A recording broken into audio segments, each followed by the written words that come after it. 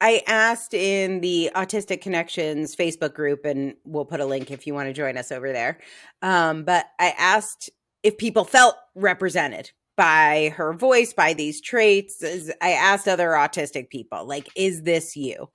And there were a lot of people that commented on, this is like exactly me in high school. She was me in high school. This was me in high school. Welcome to the Autistic Culture podcast. Each episode, we dive deep into autistic contributions to society and culture by introducing you to some of the world's most famous and successful autistics in history. Before we get started, a quick disclaimer on how we use the word autistic. The purpose of this show is not to diagnose the people or characters we discuss as autistic. While some may have announced being autistic, what we're sharing here is our observation of what is representative of autistic culture.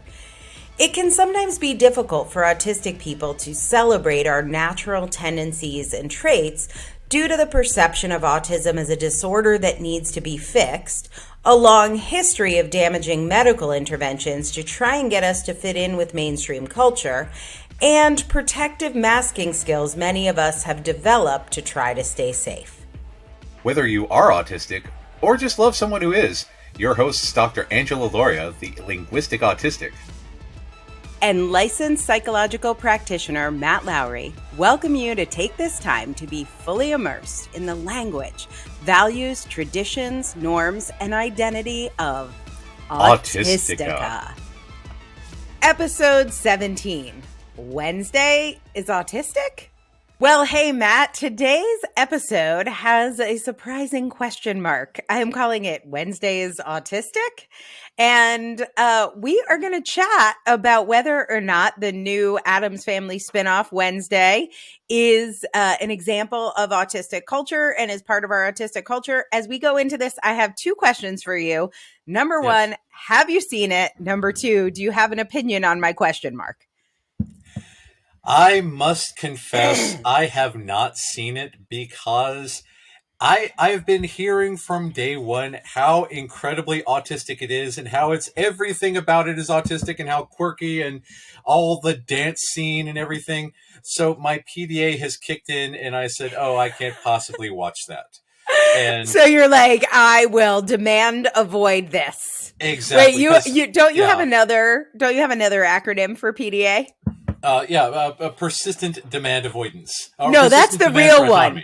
A persistent demand for autonomy. There you go. So in your persistent demand for autonomy, you have avoided our good friend Wednesday. I have. And that's the thing. I like the Addams Family. I love the old series. I love the Raul Julia movies. I love the Addams Family as a concept, and I do agree that they're neurodivergent. Mm-hmm. But if everyone say, I love Tim Burton's work. Yeah. But again, it's just also autistic. I mean, he is actually out as an autistic, like publicly. Yeah, exactly. Good news. So, we should love this. Why is there a question mark? That's the question about it. I just whenever anyone tells me, "Oh yes, that's absolutely autistic," I automatically have pause because again, in this field, this is the reason why I have to do evaluations before I see people for therapy, because inevitably there's going to be someone who comes in, they're a misdiagnosed person with some sort of schizophreniform disorder or narcissism or something, because the person who diagnosed them saw that they didn't make eye contact or saw that they didn't have empathy or some weird or saw that they did make eye contact. God exactly. and that's the thing, because I don't know, there's so much pressure on this. I can't bring myself to do it. I know that it's there and I can watch it whenever I want, but I just have not. Well, I am bringing you here to this forum. I think your PDA has a hunch behind it. And so we're going to explore that hunch. And at the end of this, you might want to watch it even more. We'll see. But I think I know where that demand avoidance is coming from. Not just people telling you it's awesome, you should watch. But I think you might be onto something. So I'm going to try and dig into this. But I want to go back first. You mentioned the original Addams Family. Addams Family was created by cartoonist Charles Chaz Addams with 2 Ds. Not surprisingly. Did you know the creator was actually a member of the Addams Family? That is fantastic. I like that. 1938. So Wow. his idea, I know, I didn't know this. New Yorker magazine. He was a cartoonist for the New Yorker magazine, and he wanted to have an inversion to the ideal American family. That's a cool concept. Especially And in the 30s. right, pretty cutting edge. So we got the parents, Gomez and Morticia, the children, Wednesday and Pugsley. Wednesday's the older daughter, and that's who's going to be the focus of our episode today. And then they've got the staff, people that work in the family. We have Thing, the hand that you will remember, Cousin It with the hair in front of his eyes, Uncle Fester, Grandmama, Lurch. I loved Lurch. Lurch was my favorite growing up. Oh yes. The TV show, which was the spinoff from the New Yorker cartoon, actually premiered in 1964. So I know you're a youngin'. I am surprised you saw that one. Did you catch that one on reruns? Where did you see that? I think it was Nick at Night. Oh yeah, that's some Nick at Night action right there. Yeah. There was a period I think it ran on MTV as well. Oh, probably so. Yeah. It's gotten done. Then in 92, closer to your generation of television viewing, there was an animated series. Do you remember that one? I missed the animated series. That one went over my head. I remember it briefly because they used the same designs as the New Yorker and an episode of Scooby-Doo where Scooby-Doo met the Addams Family. Oh, nice. Good memory. I love me some Scooby-Doo. Only ran for a couple years. Then we had our girl Christina Ricci as Wednesday in the new Addams Family, which was like in the late 90s. Yeah? Mm-hmm. Oh, yeah. Christina Ricci fan? Did we see that? Did we have PDA there, or we were in with Christina? I really, really liked the Christina Ricci movies. I thought for a while that the director, oh man, I'm blanking on the director's name. I thought for a while that he might be autistic, but again, research into it suggests that Barry Sonnenfeld. Yeah. He is definitely not. No. Totally opposite. Yeah, but yeah, I did like both Addams Family and Addams Family Values. Addams Family Values was very, very countercultural, neurodivergent friendly. I really, really enjoyed it. I saw that on a weird date, so I don't really remember much about it. It's a weird date. And then there's an Addams Family spinoff, more recent, 2019, Addams Family 2, 2021. I don't know how many Addams Families there are. There's a lot. That's a franchise. Chaz Addams, I hope you set up your estate planning really well and you're making your grandchildren are making lots of money. I'm very impressed that it's a franchise that's lasted about 100 years at this 100 years. I mean, it's like, wow. Okay, all right. So Wednesday came out November 23rd, 2022. And that means it is almost 60 days that you have been in pathological demand avoidance.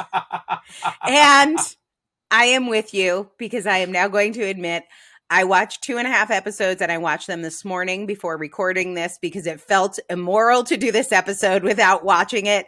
But I too have been in pathological demand avoidance about this and I cannot figure out why, because I like Christina Ricci. I like the Addams Family, had a little crush on Lurch. Like I even saw, they're all the same to me. I don't know. Jimmy Kimmel, Jimmy somebody interviewing Jenna Ortega. Mm-hmm. And whoo, that girl's hot. She's a very pretty girl. And I watched every minute of that interview. I don't really remember what she said because I was looking at her mouth, which is extraordinary. But I had this feeling as I was watching that interview, because I'm like trying to get myself excited to watch Wednesday. I've been trying to watch this show for like 2 months and I can't watch it. I feel and I'm the like, same way. What is wrong with me? I like the Addams Family. This girl is hot. These two things. Let me watch this program. Jenna Ortega was from You. She was in You. She was in X.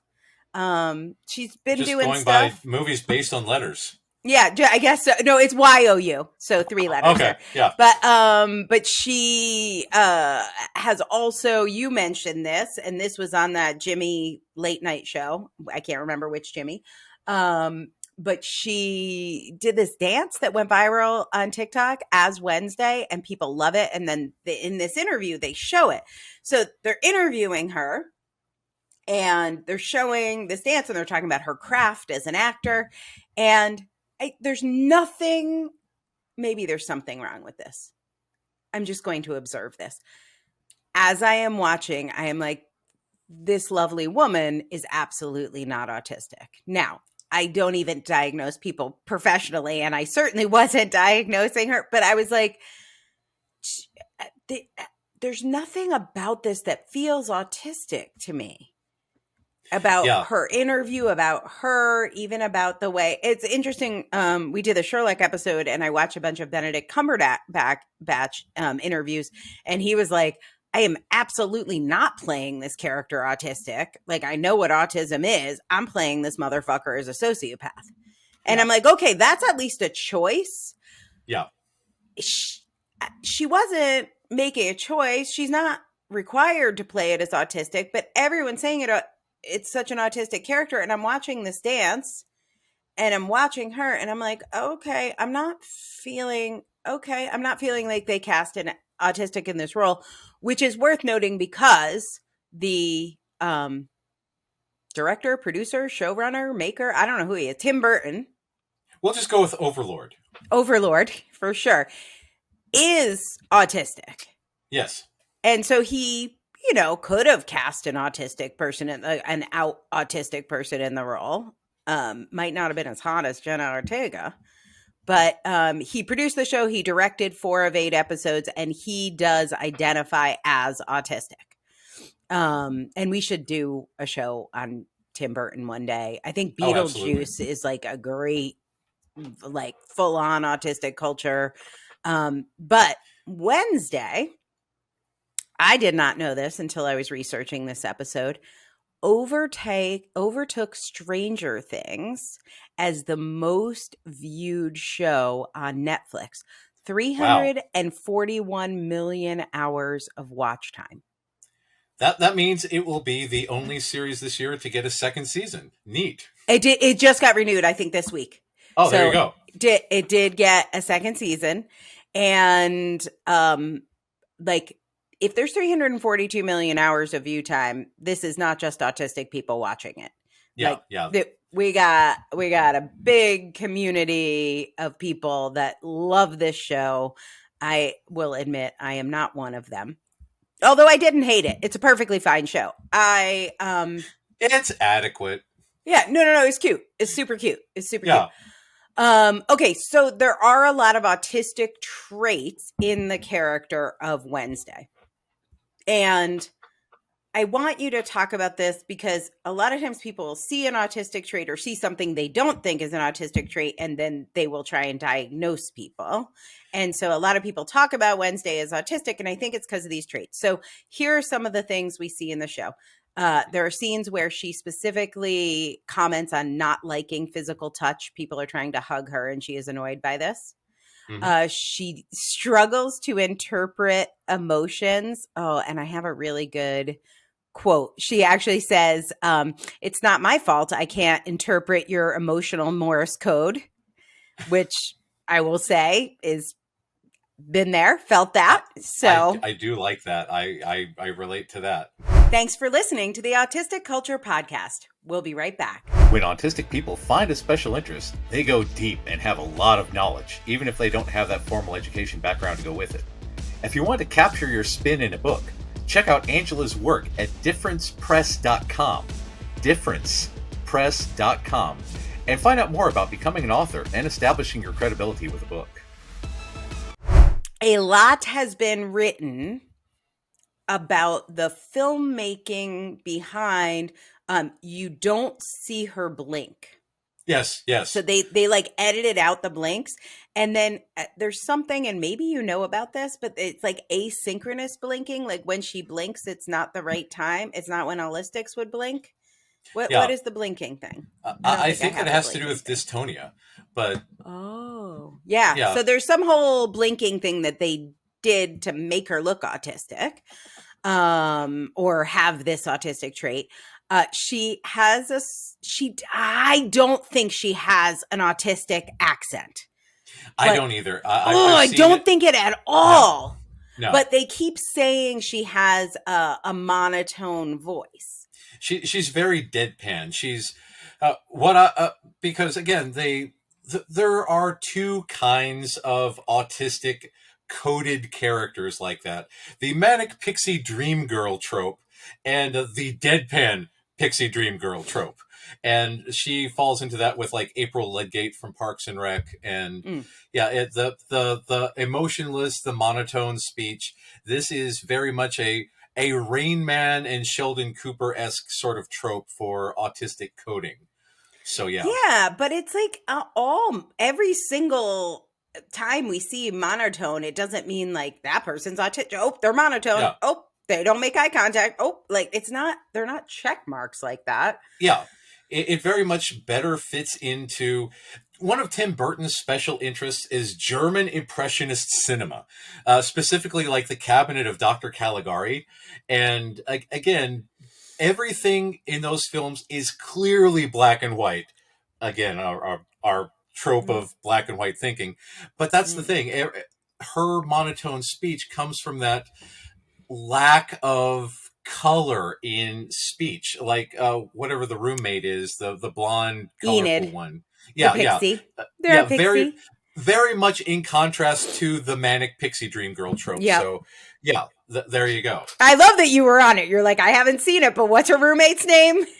Exactly. Yeah, because again, with all the promotion and with everything that's come up across social media, I can't avoid it, and I think that's why I'm doing my best to avoid it, because I'm being force fed. Hey, look, you should really like this thing, and it's totally you. And I'm like, I'm going to go dig a hole and stay in it. Thanks. Which hiding. I'm actually makes hiding. me.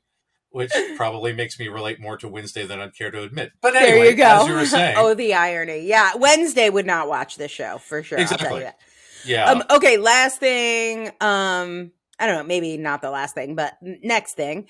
She's at this school, which is sort of like Hogwarts. It's called Nevermore Academy. There's a monster, sort of like He Whose Name Shall Not Be Spoken. And she's obsessed with solving the mystery. So hyperfixation, maybe monotropism a little bit. She's definitely into figuring out who the monster of Nevermore is. So yeah, the we'll give her that. Hogwarts is J.K. Rowling. So yeah, it's good to find these monsters. Yeah. So okay. So let's see. Did I miss any of these? Flat tone, doesn't smile, narrow interest, doesn't like to be touched, a uniquely stimmy way of dancing, maybe. Okay. It's not really I've seen it. I've seen that people on TikTok are repeating this dance, and I've seen the flailing arms and the spinning and the coordination and all this other stuff, and I can see where, there are a lot of autistic people who dance to stim. A lot of people seek vestibular stimulation, proprioceptive stimulation. Those are indeed autistic traits, but this is a very gigantically choreographed scene. And I don't know. Wednesday has never struck me as a character that would be into the study of interpretive dance. Right. And I don't know. It doesn't seem stimmy to me, but that's what they say. Yeah. One thing I will say, there's like, she has a therapist who she thinks is an idiot. She's kind of an idiot. She has like the head of the school. There's all these like figures of authority, and you have to earn her respect. Even like the head, the girl who's the most popular girl, like she does not bow to hierarchy, which I do think. Yep, I do think that's an autistic thing. There is a scene, but they kind of F it up.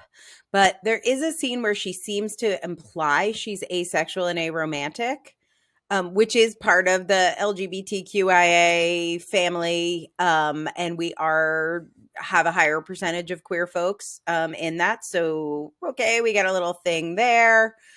She definitely hates small talk.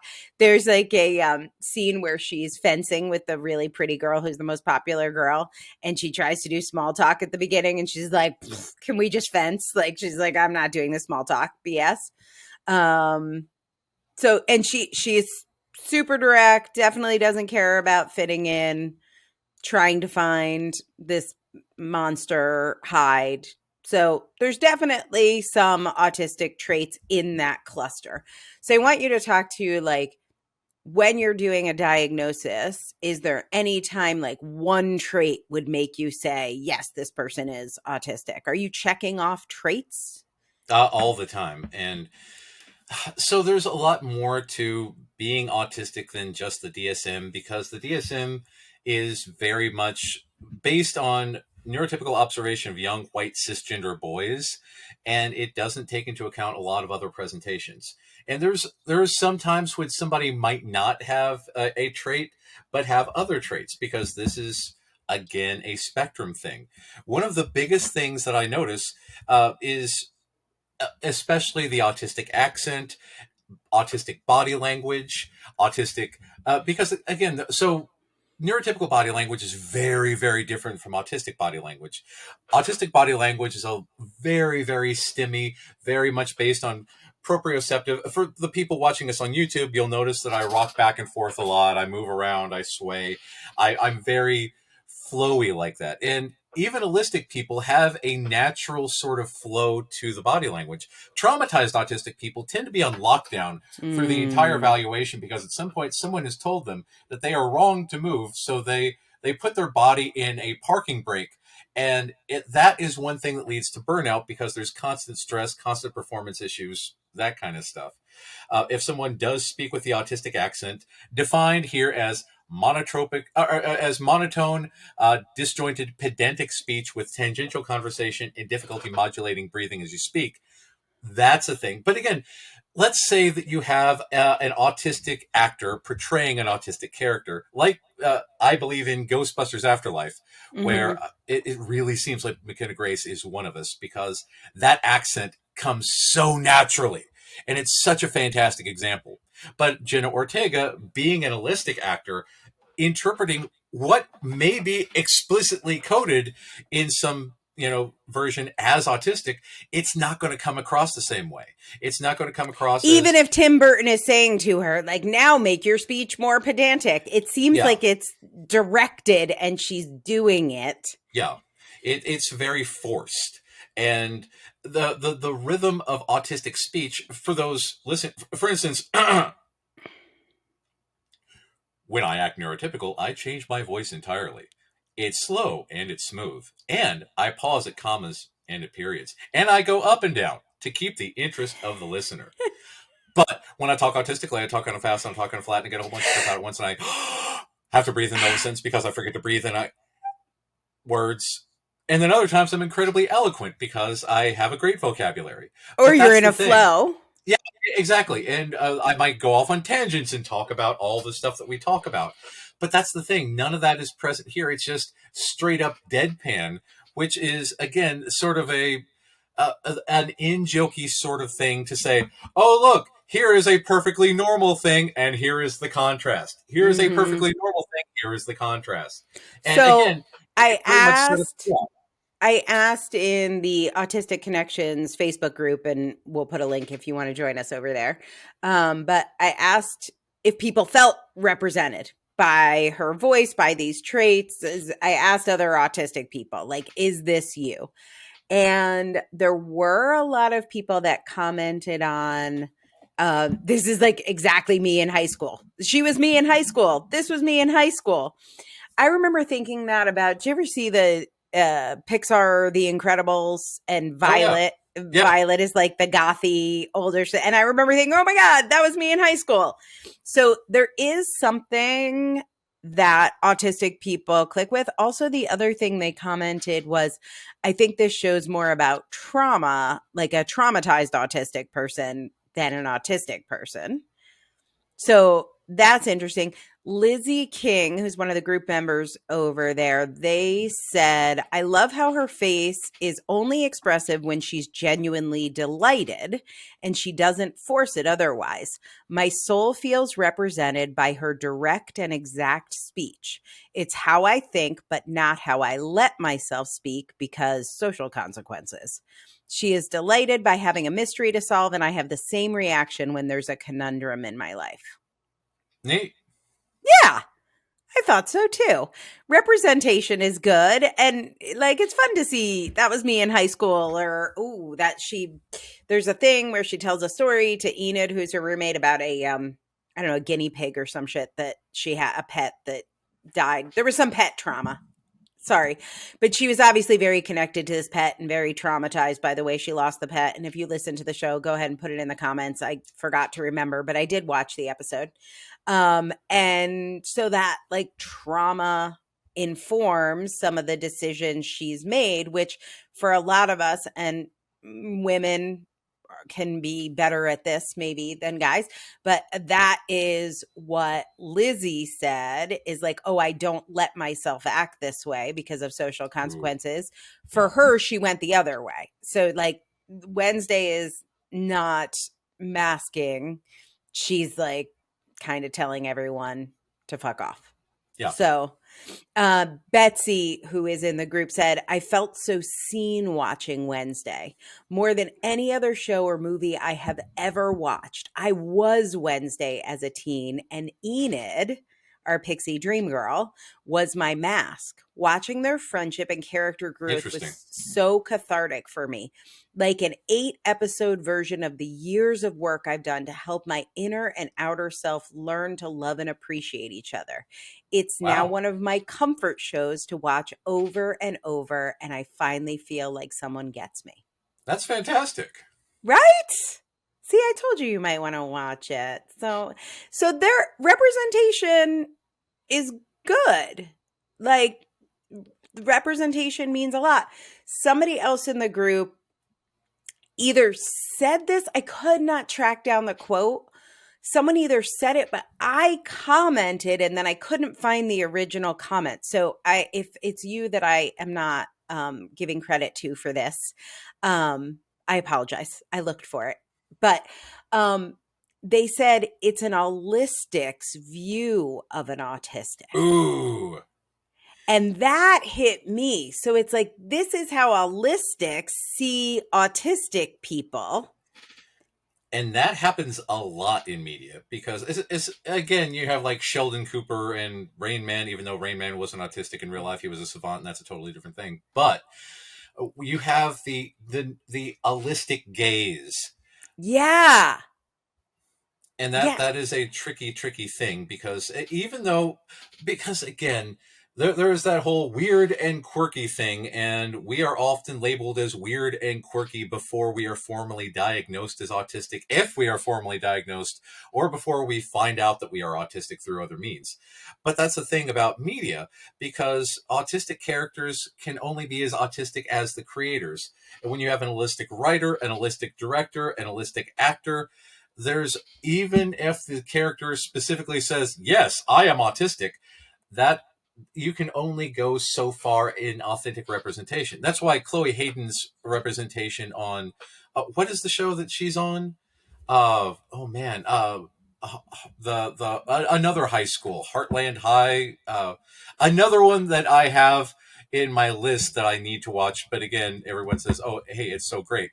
But she is authentically autistic in real life, and when the writers and directors were casting the show, they specifically said that this character is, quote, neurodivergent.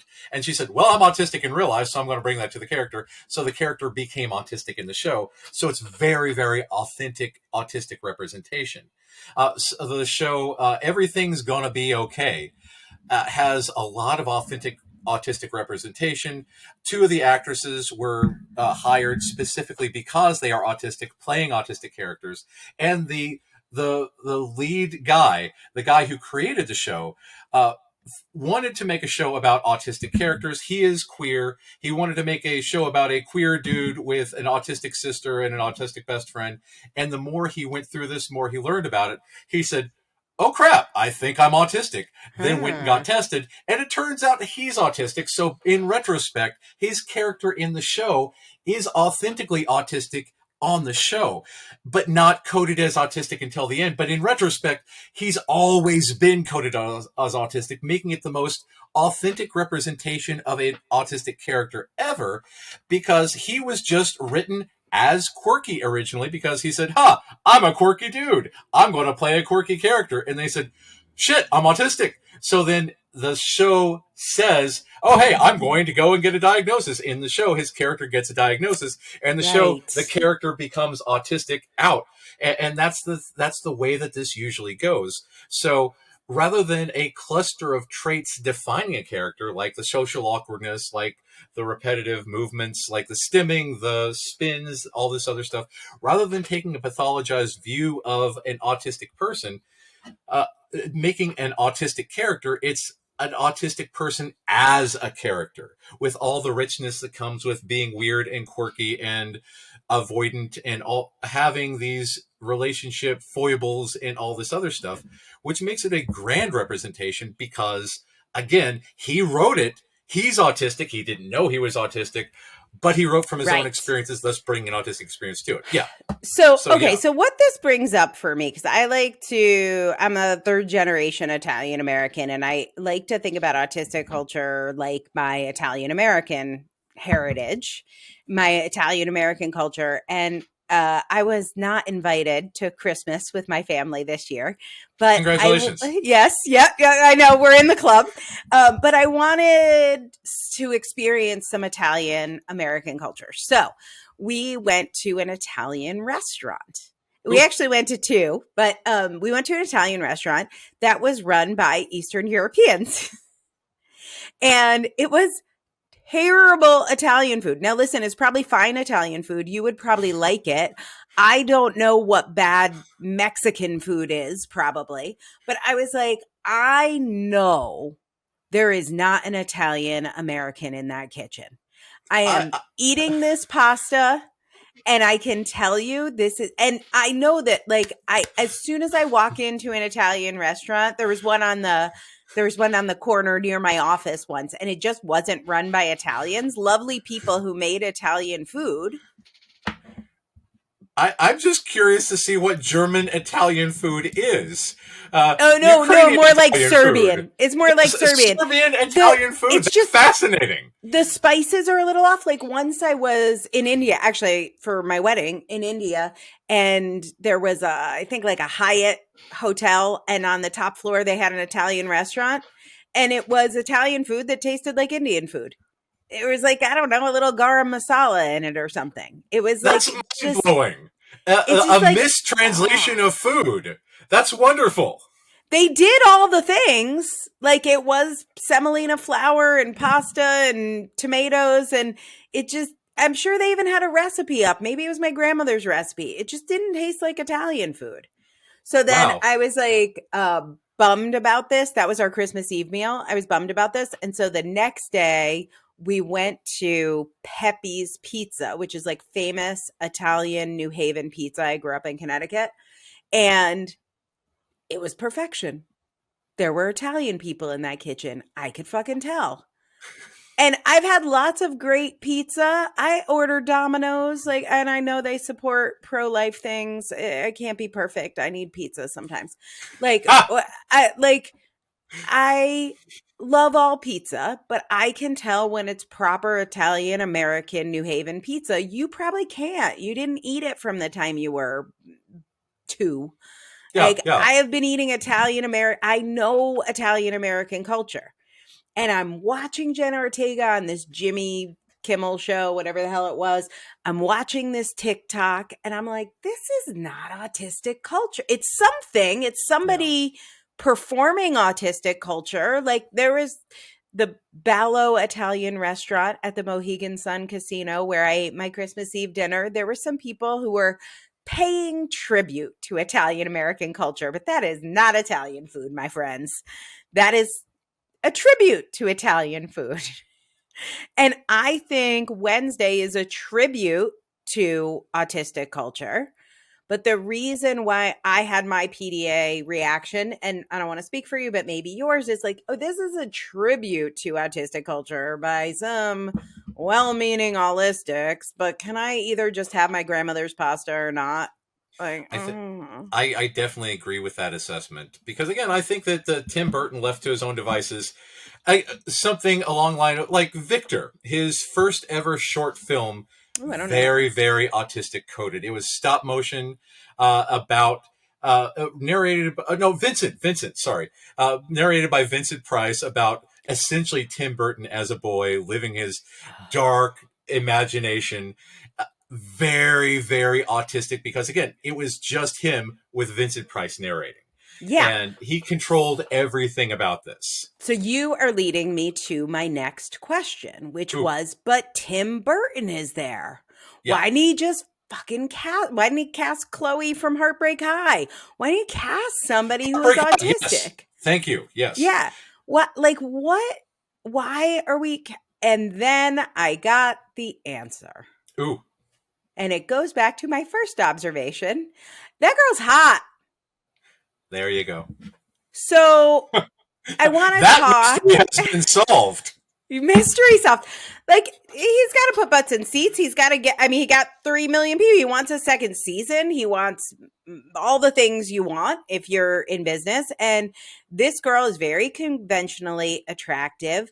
And I started thinking a lot about pretty privilege. Yes, very much so. So there is another character on the show. Matt, he will be much closer to your heart. He may be played by an autistic. I don't know, but I want you to watch. His name is Eugene. He's a beekeeper. He's obsessed with bees. I Well, love there you me a go. beekeeper. And he does not have pretty privilege. Yeah. So throughout all of Wednesday, everybody wants to make Wednesday happy. Wednesday sort of said she's asexual, but everyone's still hooking her up. Wednesday has said she's a loner, but everyone wants her to like hug and go to parties and dance. But nobody's doing this to Eugene. No one's like, hey, Eugene, come to our parties. Hey, Eugene, why don't you kiss a girl? Nobody's doing that at all. Well, guess what Eugene is he's super social. He desperately wants friends. He is like a bee who wants to live in a Ooh, colony, like a worker bee. Like he wants a queen and a community, and he is like forced to be a solitary bee alone on his own. ouch. And no one is trying to push him into anything different. But Jenna Ortega's character, I know I'm supposed to call her Wednesday, but it's really Jenna Ortega that we're featuring. Because this is the Everybody Fall in Love with Jenna Ortega show. She needs to have some sort of transformation. Yeah. So, you know what's super fun when somebody's broken, like let's say they're a loner, and we fix them. Let's say they make out with cute boys and go to parties. And you transform from being asexual to heterosexual. Shocker. Yeah. Meanwhile, we don't need to do that for Eugene. Why don't we need to do that for Eugene? We don't want Eugene to make friends and be happy and have a partner and make friends. No, Eugene hang out with the fucking bees. Yeah. So I'm like, this is what's happening. So when actually autistic people have these same traits that I read to you about her, monotropic, loner, blunt, all those things, we get bullied, we get stigmatized, we get marginalized. Like you watch Eugene do and nobody seems worried about it because Eugene's just fucking weird. Yeah. But Jenna Ortega, who has all these characteristics, she's not weird. She needs to be fixed. And great news, we have designed this TV show to fix her. I discovered way back with Tom Hanks playing Forrest Gump that this country loves disabled characters as long as they're played by conventionally attractive, abled actors. I fucking mean. I knew there was something that was bothering me, and I couldn't quite put my finger on it. And as I started to dig in and watch these episodes, like I didn't feel represented, just like I didn't get the Christmas Eve dinner that I wanted. But then I realized that wasn't the anger, though. I feel not represented all the time. The anger was like, oh, we're going to have a fucking makeover show. Yeah. And why? Because she's hot. Like this, we don't need to have the makeover show with the actually not loner, like the actual one who wants friends. We're going to make over the loner. She is very happy. Wednesday sets super clear boundaries with her friends. She's like, don't touch me. Don't ask me to wear brightly colored clothes that it gives me hives. Don't talk to me when I don't want to be talked to. She sets super clear boundaries. Nobody respects her boundaries. So instead of a show where we explore, like, what does it look like to have a friend who prefers solitude? I have an amazing best friend who's allistic, and she's studied, like she's done her work, but she also asked me a lot of questions. And she totally knows, I've never had a friend like this before, when to check in on me, when to give me space, when she like asks me like, would you like physical closeness right now? And she listens to my boundaries and doesn't try and impose. She would probably like more hugs or small talk, but she doesn't impose that on me. She like learns, respects my boundaries, and it makes me do the same thing with her.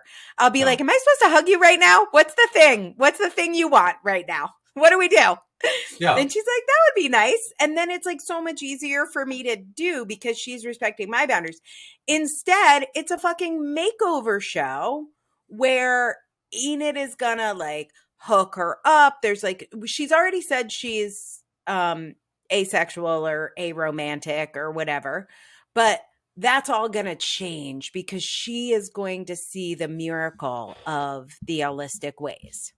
And that's slightly horrifying, not only from an autistic perspective, but from perspective of the Addams family in general, because the running theme throughout the entirety of the Addams family is that all the Addamses are perfectly happy being Addamses. There are often outsiders, there are often neurotypical representations that come to the house and say, man, this is so weird and ooky and kooky, and describing the difference between them and literally anyone else. And inevitably, Gomez is going to blow up a train or, stick a smoking cigar into his, pocket, or Morticia is just going to, clip all the buds off of the roses because she likes the thorns. They're going to continue doing what they do and be very, very happy doing it, because there's nothing wrong with us to be fixed by outsiders, especially. We're not targets of makeovers. Thanks for listening to the Autistic Culture podcast. We'll be right back. When autistic people find a special interest, they go deep and have a lot of knowledge, even if they don't have that formal education background to go with it. If you want to capture your spin in a book, check out Angela's work at differencepress.com, differencepress.com, and find out more about becoming an author and establishing your credibility with a book. So one of the big makeover themes in Wednesday is, so Morticia and Gomez met apparently at Nevermore Academy and they fell in love. And I even remember this from the 1964 show, like they have a very warm relationship. And so in this, they're very much in love. They're like lovey-dovey parents that might embarrass you. And, we're going to talk about mom stuff. Let's see how I do here. Her mom wants that for her. She's like, you're going to Nevermore. You could meet your Gomez. You could have your love story like mommy and daddy had. I want that for you. And so she's pushing her to like boys instead of seeing her for who she is. Yeah. And where my resistance, now obviously I didn't know this was in there because I was avoiding watching it. Yeah. But one of the things that was so painful to me in watching it is like, I've always wanted my mom to see me for who I am. In her case, she's asexual, she's a loner, and she does not want to fall in love at Nevermore Academy. Yeah. She wants to be seen and accepted for who she is by her mom, not pushed into being someone that would give her mom a good story to tell. Yeah. And that seems completely against the character of Morticia. I mean, in any other incarnation, I can't imagine Morticia. Well, they did send them to, well, they were horrified by sending them to summer camp, but they thought that the kids wanted to go to summer camp. Well, I think that makes the point, because in Addams Family Values, Morticia and Gomez are told that Pugsley and Wednesday want to go to summer camp, and they're both horrified by that.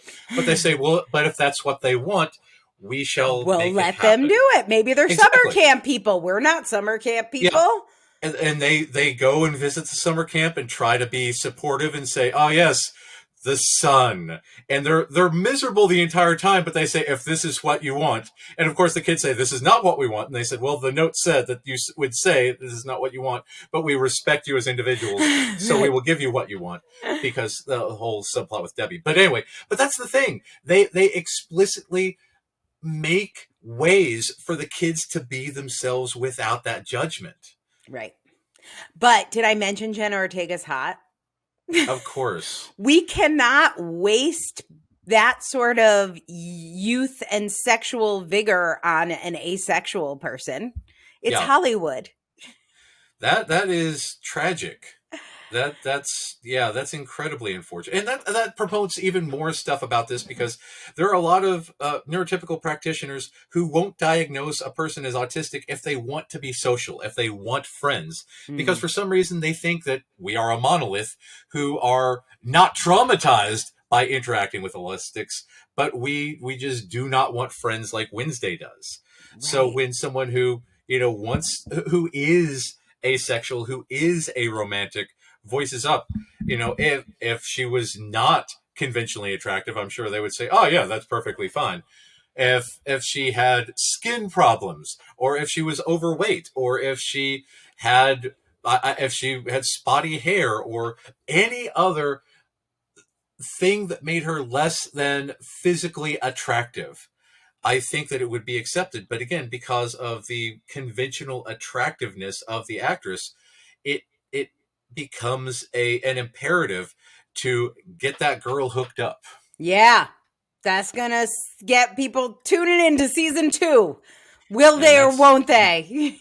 And that's why Netflix, it's their highest rated show, because instead of appealing to a purely autistic audience, they go for the lowest common denominator and say, hey, pretty person might get it on. So check out next week. We'll see if it happens. Right. And I think that's, for me, like, it is nice, and you heard some of those lovely comments from the group. It is nice to be represented, for sure. I'm glad everyone's saying how great autistic people are. There's so many like Wednesday memes, but I'm like, oh, you're saying we're great if you can win us over or change us or fix us. And I'm like, that's when and when we're hot. Yeah. So I have a quote from you for you, and this here, hit us with this. This is Laura Newell Barrett on Facebook as well. This phenomenon in film and television is arguably a contributor to stigma and lack of knowledge and understanding around neurodivergence, particularly in girls and marginalized people, where such traits are put down to quirkiness or part of an ill-defined otherness. It leaves many not knowing who they truly are and without support. Autistic and otherwise neurodivergent people deserve proper representation, confirmed and acted by those with lived experience. The nature of autistic coding means that we are still further away from this than we should be, and it means wider acceptance is a long way off. So, while you are raving about Wednesday, perhaps take a moment to consider how you react to those traits if they were in front of you. Are you accepting neurodivergence off the screen too? I totally agree, because, for instance, like The Big Bang Theory, one of the most popular shows ever. It's got a spin-off, Young Sheldon, but in both cases, it's essentially a neurodivergent minstrel show. It's autistic face rather than autistic representation. And people, again, people love autism as long as it's played by someone that they are comfortable with instead of dealing with the discomfort of an actually autistic person. Right. Hashtag not actually autistic. Yeah. That is why I have this question mark. Autistic traits, yes. Addams Family, part of the autistic culture legacy, yes. Tim Burton, autistic, yes. But this is autistic face. Wednesday, in my opinion, is not autistic culture. I think that that's a well argued argument. At some point, I will eventually check out the show, but again, that Check it out. Do it for Eugene. Get to the I beekeeper episode so you can tell me if you think Eugene's one of us. I do like a good beekeeper for some I reason. do too. I do too. Maybe we'll do beekeeping as autistic. But for now, Matt, tell me, what is one thing you loved about being autistic this week? One thing that I love is that I am getting ready to do a training, and by the time this airs, the training will be over. But it's a 3-part training about how to help teachers, especially allistic teachers, understand and work with autistic children. And this is open to the public, and we might even be able to put a link in. But I'm going to be educating people from an autistic perspective on how to understand, accommodate, and appreciate being the most important part, autistic people, because a lot of these trainings are done by allistics who don't really get us. Again, it's people who observe us from the outside and try to convert us, much like everyone in Wednesday's life. Because again, it's well-meaning allistics to say, yes, you're not like me. I want to help you become more like me. Let me help. Instead of becoming the best us that we can be. So my goal is to help people understand that, there's nothing wrong with us, that we like who we are, and that you can definitely help us by understanding us and helping us be the best us we can be. Yeah. And I think that's why, especially to allistic people, but even some autistic people, ABA's approach makes sort of like organic set or like natural set. It's obviously horrible, but it's like, we could fix these problems. She could meet a boy. She could fall in love. She could be happy. Like she was happy before you tried to change her. But I think that most people, especially like most teachers or young OTs or PTs that get sucked into the ABA approach, are well-meaning, misguided, but well-meaning. And so putting training out there by an actually autistic person team is so important. And that's one of the things that I really like about this training, because my co-presenter, Maisie, I'm going to mangle her last name. I apologize, Maisie, if you're listening. Maisie Santantio. She is an autistic woman. She is an ex-ABA person because she got into the ABA field in order to help autistic people before she realized that this is not the way. Before she realized trying to make the world allistic, like trying to make Wednesday allistic, it's just not the way. Yeah. So I hope that we are able to convince a lot of people, especially a lot of autistic ABA practitioners, to learn a new way to help autistic people, that we are able to help parents who have been duped into ABA, because again, ABA is advertised as the gold standard in fixing the tisms. So I hope that we're able to enlighten a lot of people and teach a lot of people how to more successfully help autistic people live long and healthy autistic lives. Love it. Well, we'll put links to Maisie's work and maybe even this class in the show notes, so check it out. If you loved Wednesday, I get you. I talked to a lot of autistic people who truly felt seen, and there are some autistic traits in there that you can feel connected to. So I am definitely not trashing your experience. Share with us in the comments, argue with me. This is just my perspective. And I was trying to answer some of my own questions about why I wasn't feeling the Wednesday excitement the way I wanted to. But if you're feeling it, I don't want to steal your joy. I put the question mark there. You can argue with my question mark. Matt, thank you for spending time with me today talking about Wednesday. Thanks for listening to the Autistic Culture Podcast. We hope you enjoyed today's episode, and remember, no one ever changed the world by being like everyone else. You can find out more about writing your book with me at differencepress.com. That's difference, DIFFERENCE, press, PRESS.com. Or getting a psychological evaluation or consult with me at www.mattlowrylpp.com. That's MATT, Matt Lowry, LOWRY, LPP, as in licensed psychological practitioner.com.